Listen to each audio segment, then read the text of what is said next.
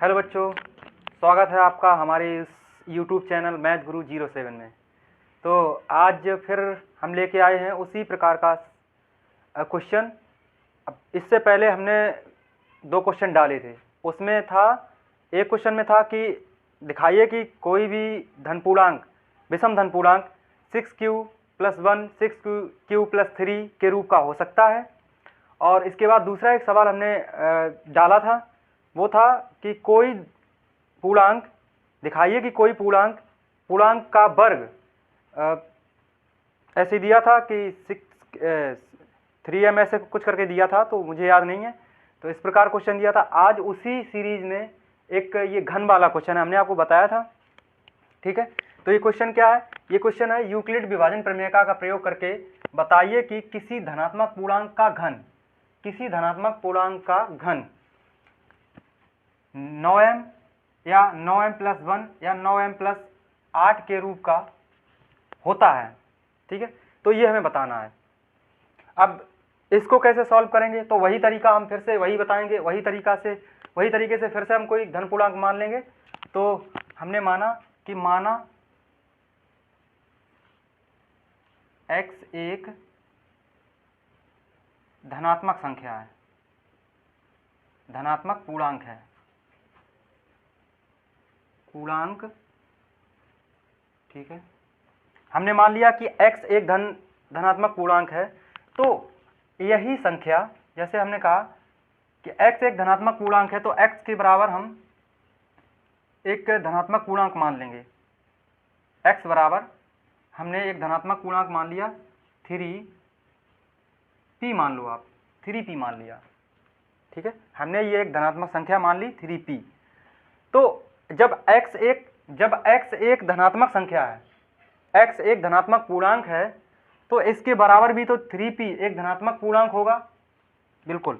तो ये भी एक धनात्मक पूर्णांक होगा। अब हमें ये बताना कि क्या 3p, जैसे यहाँ पे आपका 9m लिखा है, 9m, तो क्या 3p इस रूप का घन के रूप में बन सकता है? तो हम इसी को सॉल्व करके आपको बताएंगे कि कोई भी आपने धनात्मक पूर्णांक माना है तो वो कैसे किसी इस दी हुई संख्या के घन के बराबर हो सकता है। तो इसको सॉल्व करेंगे। हम क्या करेंगे, जैसे हमने मान लिया दोनों पक्षों में यहाँ क्या कर देंगे, घन, दोनों पक्षों में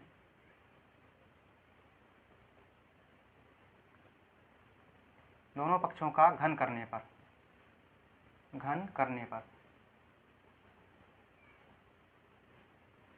कर देंगे घन। तो जब इसका घन करेंगे तो इधर हो जाएगा x की घात 3 बराबर 3p की घात 3। इतना आया समझ में? ठीक है। इसको आगे सॉल्व करेंगे तो ये हो जाएगा x की घात 3 बराबर, और 3p का क्यूब करेंगे तो 3 3 जा 9 3 जा 27, यानी 3 त्रिका 9 तिया 27p क्यूब, ठीक है। अब यहाँ पे हम क्या मान लेंगे, जैसे हमने ये वाला इस टाइप का एक दिखा देंगे करके, उसके बाद ये 9m + 1 के को दिखाएंगे करके। तो पहले आप ये वाला देख लीजिए, ठीक है। ये वाला इजी पड़ेगा, उसको थोड़ा कैलकुलेशन उसका ज़्यादा हो जाएगा।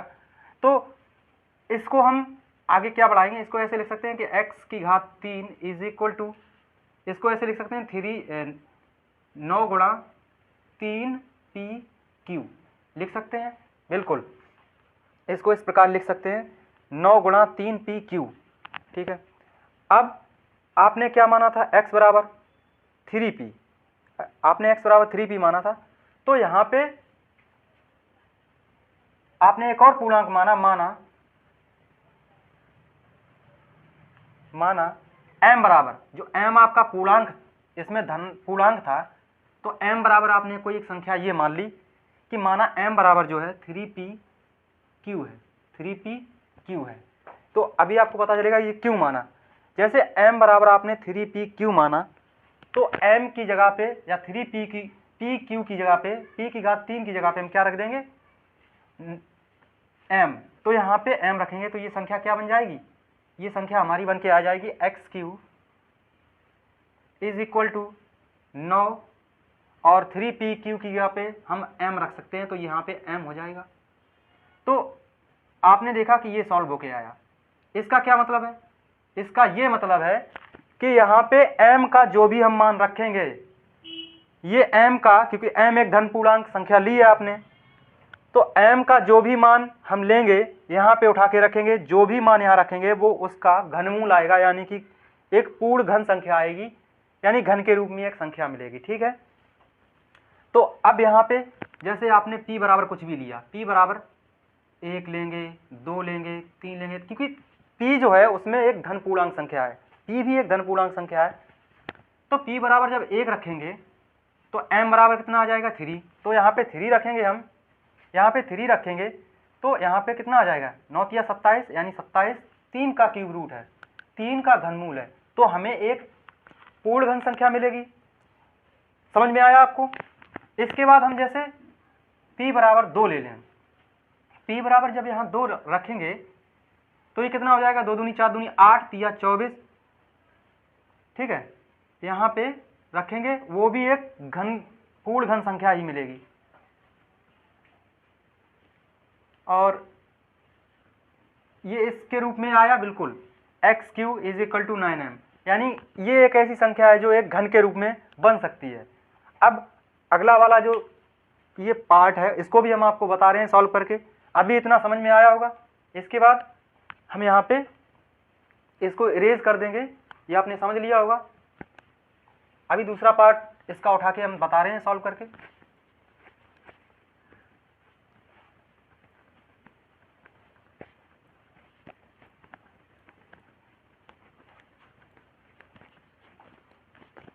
अभी इसका हम दूसरा पार्ट लेके बता रहे हैं, सॉल्व करके बताएंगे कि कैसे ये भी एक घन के रूप में बन सकता है। तो फिर से हमने वही प्रोसेस अपनाया कि हमने माना ये रेज कर दो, ये ऊपर वाला ऐसा ही लिखा रहेगा कि x एक धनात्मक पूर्णांक संख्या है, इसमें भी। तो जब x एक धनात्मक संख्या है तो x बराबर हमने क्या मान ली संख्या, x बराबर हमने संख्या मान ली, x बराबर हमने मान लिया 9m+1 है, हमने x बराबर ये धनात्मक पूर्णांक मान लिया 9m+1। तो 9m+1 को हम फिर से यहाँ पे कर लेंगे, यहाँ पे एक संख्या और मान लेंगे कि x बराबर, एक संख्या हमने मान के चले कि x बराबर जो संख्या है हमारी 3p+1 है, क्योंकि इस रूप में हमें बताना है ना, इस रूप में हमें दिखाना है कि 9m+1 के रूप का कोई एक धनात्मक पूर्णांक घन के रूप में बन सकता है। तो हमने ये संख्या मान के चलने हैं, ये संख्या मान के चलेंगे तो इस रूप में हम निकाल के दिखा देंगे कि हाँ, इस रूप का एक जो संख्या है वो धन पूर्णांक के रूप में एक घन के रूप में बन सकती है संख्या। तो इसको हम x बराबर यही सिद्ध करके दिखाएंगे, ये वाला। तो ये पार्ट उठा के यहाँ पे हम सॉल्व करेंगे कि x बराबर 3p, x बराबर 3p+1, 3p+1 यहाँ से हम सॉल्व करेंगे तो 3p+1 का दोनों पक्षों में क्या कर देंगे, फिर से वही दोनों पक्षों में घन करने पर तो दोनों पक्षों का हम कर देंगे घन, दोनों पक्षों को क्या कर देंगे, घन कर देंगे। आइए घन करते हैं, तो इसका क्यूब करेंगे, x³ = 3p+1 का क्यूब। अब आपने एक फॉर्मूला पढ़ा होगा कि a+b का होल क्यूब, तो हम यहाँ पे उसको लगा देंगे, ठीक है, लगा देंगे, अप्लाई कर देंगे। x³ = ये है a और ये है b, तो 3p का क्यू करेंगे 9 या 27, 3 त्रिका 9 या 27 p³ प्लस 1 का क्यूब बनी रहेगा, प्लस 3a का मान 3p है और b का मान 1 है, और कोष्टक में रहेगा a+b यानी कि 3p+1। इसको आगे सॉल्व करेंगे। x³ =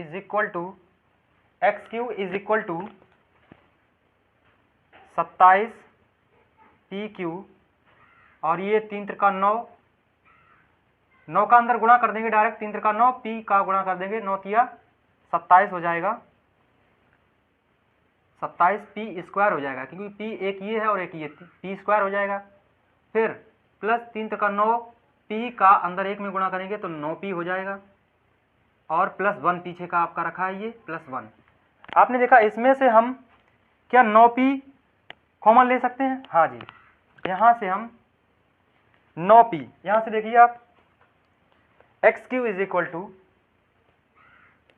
9p, इस पूरे समीकरण से हमने 9p, इस पूरे समीकरण से 9p यहाँ से कॉमन ले लिया, तो 9p यहाँ से हमने बाहर ले लिया, तो अंदर क्या बचा?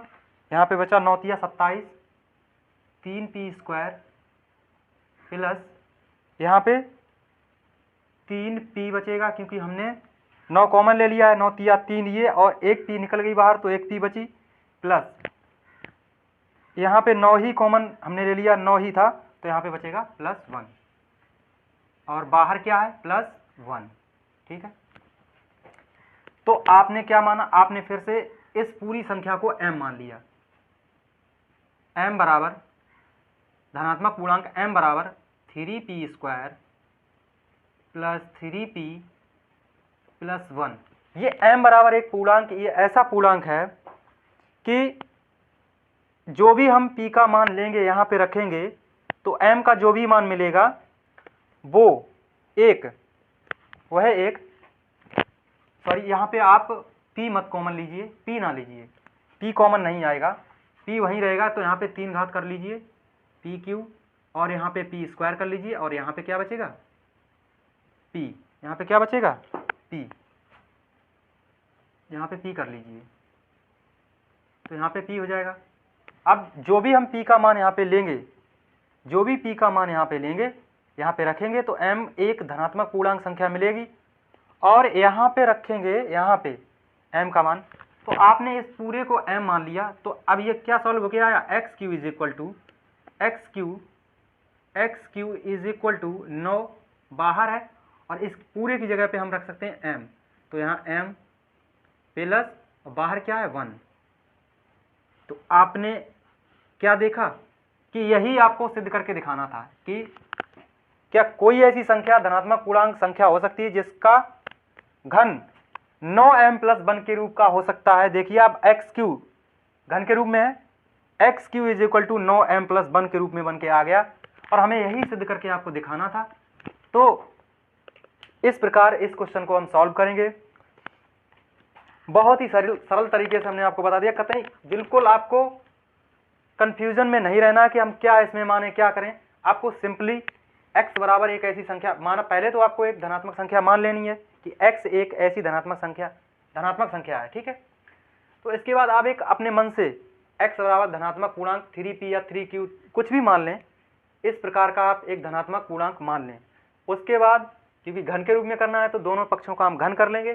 घन करने के बाद एक ऐसी स्टेज पर सवाल को करना है कि उस पूर्णांक को m बराबर, जैसे हमने यहाँ पे सॉल्व किया, तो इस पूरे को हमने m बराबर मान लिया, m बराबर 3p² plus 3p plus p, 3pq मान लिया, यहाँ पे pq, p² और p, इसको हमने क्या मान लिया?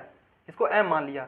तो m एक धनात्मक पूर्णांक है, m एक धन पूर्णांक है, तो m बराबर ये यहाँ पे रख देंगे, तो 3m, 9 तो आपने कॉमन ही ले लिया था, 9 आपने कॉमन ले लिया था, तो यहाँ पे 9m + 1, यानी ये एक ऐसी संख्या निकल के आ गई कि ये एक धन पूर्णांक घन के रूप में है। तो आपको कैसा लगा ये क्वेश्चन सॉल्व, हमें आप बता सकते हैं। Thank you.